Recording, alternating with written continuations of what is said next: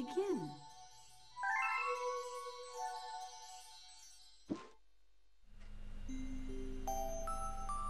Chapter 1: The Celestial Duo. Our story begins a very, very long time ago with a young girl. One day, this girl spotted a rusted spaceship holding a small star child. "What's your name? Are you lost?" the girl asked the star child.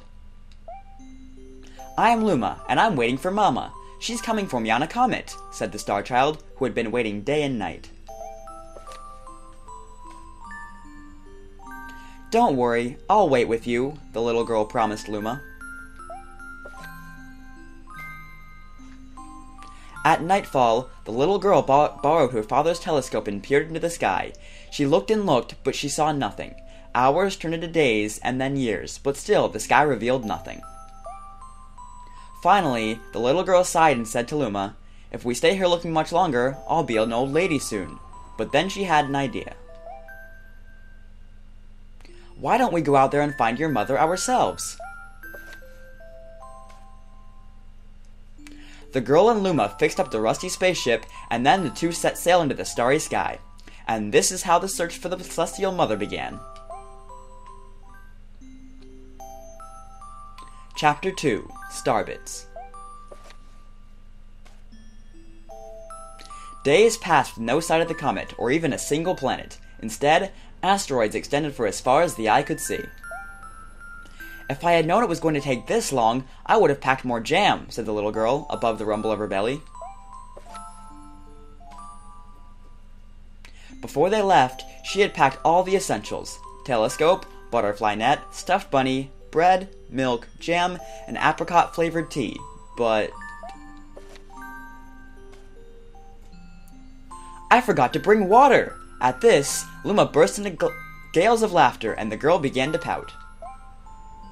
"As long as I have starbits, I'll be fine," said Luma. "Want some?" The little girl couldn't stay mad after hearing this. Luma continued to laugh, and the girl couldn't help but join in. "All right, maybe just a nibble." Leaning far out of the ship, the pair began to collect starbits with the girl's net. They almost fell out a few times, but they kept on collecting. The starbits tasted like honey. Chapter 3: The Comet. A beam of light pierced through the ship's window. Thinking it was the morning sun, the girl peered through the window, only to find a turquoise-blue comet shimmering at her. The little girl shook the sleeping Luma awake and shouted excitedly, "We have to get to that comet!" The pair descended on the comet and found that it was made of ice. They looked high and low, but Luma's mother was nowhere to be found. Exhausted, the little girl sat down with a flop, utterly unable to take another step. Look! Peering down at the icy ground where Luma was pointing, the girl suddenly noticed clusters of starbits encased in the ice. "Pretty good, huh? Finding starbits is my specialty," said Luma, beaming. "There's ice here, but it's so warm, I'll bet there's water here too." The two decided to stay on the comet for a while. Riding the turquoise comet, the pair continued their search for Luma's mother. Chapter 4: The Dream. One night, the girl dreamed about her own mother. "Where are you going?" she asked her mother's retreating back. Without turning, her mother replied, "Don't fret, dearest. I'm not going anywhere. I'm always watching over you, like the sun in the day and the moon in the night." A wave of sadness washed over the girl. "What about when it rains and I can't see the sun or the moon?" Her mother thought for a moment before responding. "I will turn into a star in the clouds and wait for your tears to dry." When she awoke, the girl's face was damp with tears. "You have starbits in your eyes," said Luma to the girl. Wiping her face, the girl replied, "These are tears, not starbits. I'm crying because I'll never see my mother ever again." At this, the Luma began to cry too. "Mama, oh mama, wah." The pair traveled through the starry skies, and though they encountered many other comets, not one of them held Luma's mother. Luma was despondent. Now, Luma, the rain clouds won't go away if you keep crying, the girl said, giving Luma a squeeze. I'll give you a present if you stop. The girl closed her eyes and said gently, I'll take care of you. With these words, she felt a small spark in her heart. Chapter 5. Home. The kitchen will go here, and the library will go over there, the girl said busily to herself. We'll put the gate here. Ever since the girl took Luma under her care, she had been bustling about at a feverish pace. It's a lot of work, but it's worth it to make a happy home. It turned out that the starbits weren't the only things buried in the ice. There were tools and furniture unlike they'd ever seen, and the girl used them to build a home. Looking at the completed house, Luma remarked, Don't you think it's awfully big for just the two of us? With a library, bedroom, kitchen, fountain, and gate, it was certainly spacious, but still, something seemed to be missing. If only my father, brother, and mother were here, the girl said wistfully. Indeed, the house was too large for its two small residents. That night, clutching her favorite stuffed bunny close to her heart, the girl fell asleep in the starship. Chapter 6. Friends. Then one day, while the girl sat sipping tea, a tiny apricot-colored planet appeared on the horizon. From the planet, another Luma of the same color emerged. Do you two know each other? The girl asked the two Lumas gleefully. Despite the girl's excitement, they seemed uneasy. The two Lumas neither drew closer nor backed away from each other. Instead, they just stared. Then, one Luma broke the silence. My mama! At once, the apricot-colored Luma parroted back. My mama! My mama! My mama! My mama! The two Lumas began to dance around the girl frantically, and neither showed any sign of stopping. The girl was so charmed by this adorable scene that she couldn't help but laugh. And that's when something strange happened. Suddenly, more Lumas began to pop out from the apricot planet. They were different colors, but they all shouted the same thing. My mama! My mama! The sight of all the shouting Lumas only made the girl laugh harder. What am I going to do with all these children? The Lumas just stared blankly as she doubled over laughing. I guess we'll have to name each and every one of you. Tomorrow, once she had finished naming them all, she would begin moving all the Lumas into the new house. Chapter 7. The Telescope. After seeing their 100th comet, a sudden thought popped into the girl's head. I wonder if my home planet is still as blue as it was. That's when she remembered her father's telescope. Peeking into the telescope, a tiny blue dot floated into sight. It was smaller than a starbit. How strange. It's so far away, but it feels so close.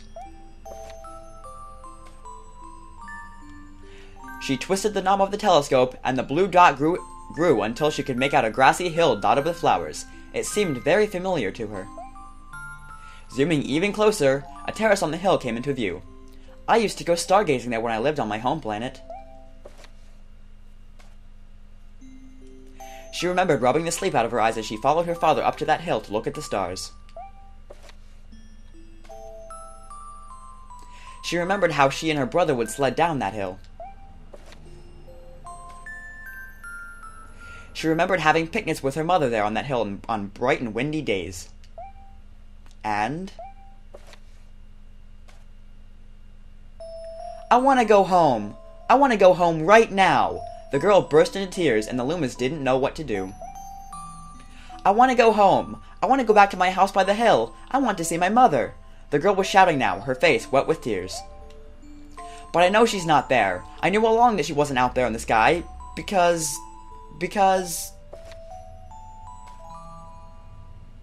She's still sleeping under that tree on the hill. The girl's cries echoed through the stars, and a hush fell over the area. Chapter 8. The Wish. Though usually quite cheery, one day the girl became sad again. Luma drew close and tried to comfort her. Mama, you still have me. And don't be sad about your mama, because she's a part of you. That means she's always close by. It's like me. I love starbits because they remind me of my mama.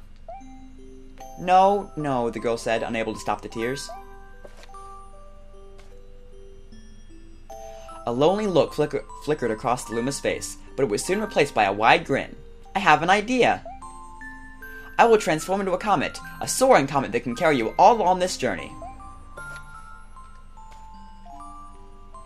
With that, Luma, trailing bands of white, soared high into the sky and just as quickly started to plummet back down. Kaboom! Kablam! The ground shook, and a bright light poured out of the crater that the Luma had created. The bands of light twisted together to form a comet tail. And then Luma emerged, reborn as a comet. The girl could scarcely believe her eyes. But how? She kept asking. Our destiny as Lumas is to transform into different things, said a red Luma who had suddenly appeared. Stars, comets, planets, we can become all of these things. When I grow up, I want to become a star that makes someone special smile, said the green Luma. A blue Luma chimed in. That Luma turned into a real cutie of a comet, didn't he? All of the Lumas together said, No more crying, Mama.